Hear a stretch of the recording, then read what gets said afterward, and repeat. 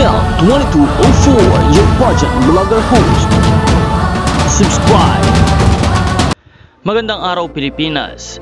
Day 9 na ng ating Miss Earth 2025 competition at muli na namang nagpabilib ang ating pambato na si Joy Barcoma, ang ating Miss Philippines Earth 2025.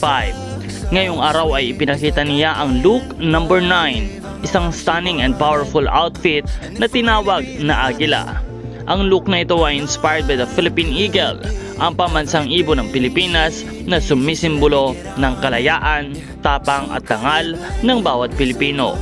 Makikita sa bawat detalye ang kanyang outfit, ang strength and elegance ng Agila, mula sa feather patterns, fierce silhouette hanggang sa golden accents na kumakatawan sa liwanag at pag-asa ng bansa.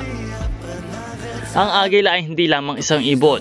Ito ay metapora ng ating pagkakakilanlang bilang mga Pilipino.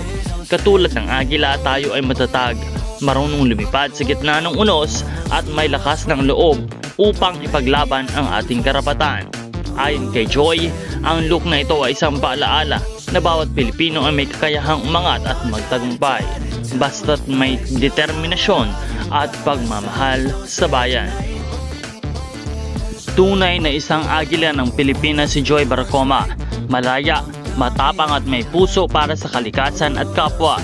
Day 9 pa lang ito mga kapageant, pero grabe na ang ipinapakitang laban at karisma ng ating pambato. Kaya't patuloy natin suportahan si Joy Barcoma sa kanyang Miss Earth 2025 journey. Kung gusto mo pa ng mga pageant updates, huwag kalimutan na i-like, i-share at i-subscribe ang channel na ito para lagi kang updated sa mga Miss Earth happenings. Maraming salamat sa panonood. Maraming salamat din sa pag-subscribe.